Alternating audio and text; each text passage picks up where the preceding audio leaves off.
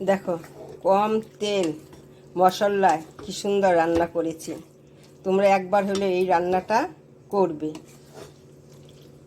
দেখো কালারটা দেখো কি সুন্দর।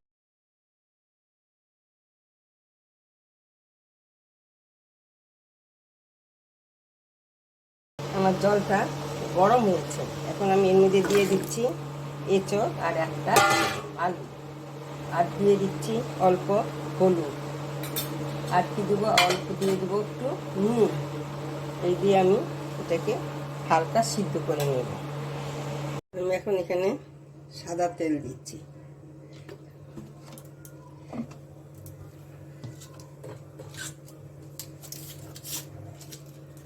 দুটো তেজপাতা দিলাম, অল্প জিরা ফোড়ন দিচ্ছি,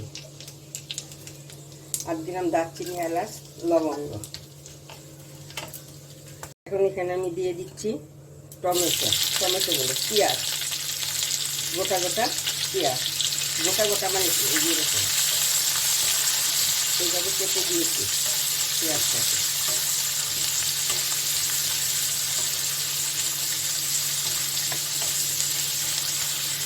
এখন দিয়ে দিচ্ছি এই যে থেতো করা রসুন, আর এই যে গ্রেট করা আদা,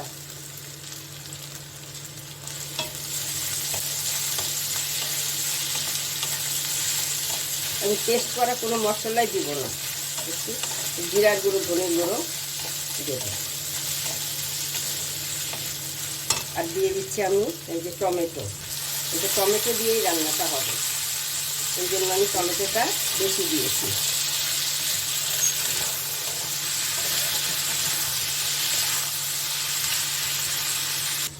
আমি এখানে দিয়ে দিচ্ছি এখন এই যে হলুদ গুঁড়ো, পরিমাণ মতন হলুদ দিয়ে দিচ্ছি, জিরার গুঁড়ো দিয়ে দিলাম, ধনের গুঁড়োটা আমি একটু বেশি দিলাম, আর দিয়ে দিব একটু ঝাল লঙ্কার গুঁড়ো, কাশ্মীরি লঙ্কার না কিন্তু এটা ঝাল লঙ্কার গুঁড়ো। এগুলো আমি একসঙ্গে কষিয়ে নেব। আমি এখানে অল্প নুন দিচ্ছি, কেন এঁচোড়টাকে যখন আমি ভাপিয়ে নিয়েছিলাম তখন আমি নুন দিয়েছিলাম, ওই জন্য এখন এখানে আমি একটু কমই নুন দিলাম। যদি লাগে তাহলে আমি একটু পরে দেব। এখন এখানে আমি অল্প চিনি দিয়ে দিচ্ছি, কেন অনেকগুলো টমেটো পড়েছে তো, যদি বেশি টক হয় ওই জন্য অল্প আমি চিনি দিয়ে দিলাম। আবার এগুলোকে একটু কষিয়ে নেব।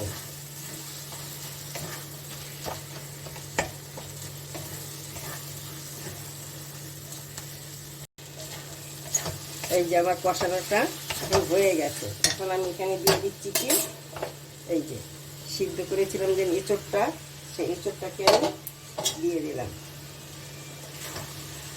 আবার এটার সঙ্গে আবার একটু কষিয়ে নেব।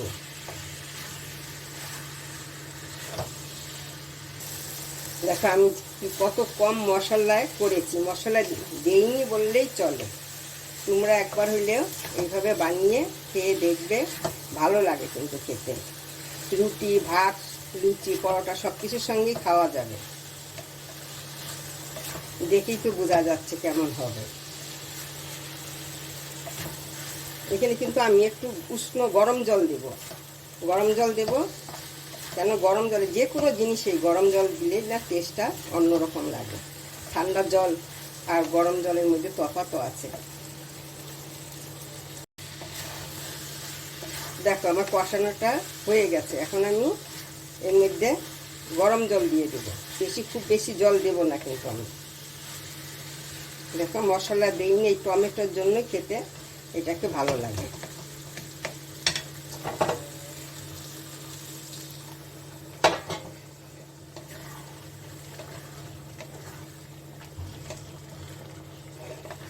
কেন আমার তো এঁচড়গুলো তো আগেই সিদ্ধ করা আছে, এত সময় লাগবেও না সিদ্ধ হতে, ওই জন্য আমি আর জল দেব না।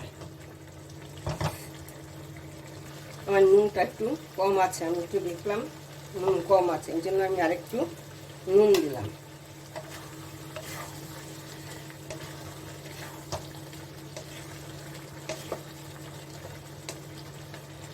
এখন এটাকে আমি কিছু সময়ের জন্য আমি একটু ঢেকে দেব।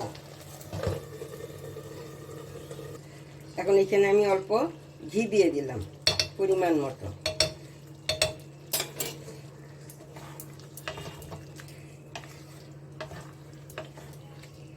আমি গরম মশলা ফোড়নে দেওয়ায় আমি এখন আর কোনো গরম মশলা আর দেব না। এখন আমি এটাকে নামিয়ে নেব। দেখো কি সুন্দর হয়েছে, যেমন দেখতে হয়েছে খেতেও কিন্তু ঠিক তেমনই হয়। কম মশলায় কিভাবে এত সুন্দর রান্না করা যায়। দেখো, তেল মশলা দিলেই যেন ভালো রান্না হয় তা না, তেল মশলা দিলে তো ভালো হবে, কিন্তু কম তেলে কি সুন্দর করে রান্না করা যায় সেটাই আমি দেখানোর জন্য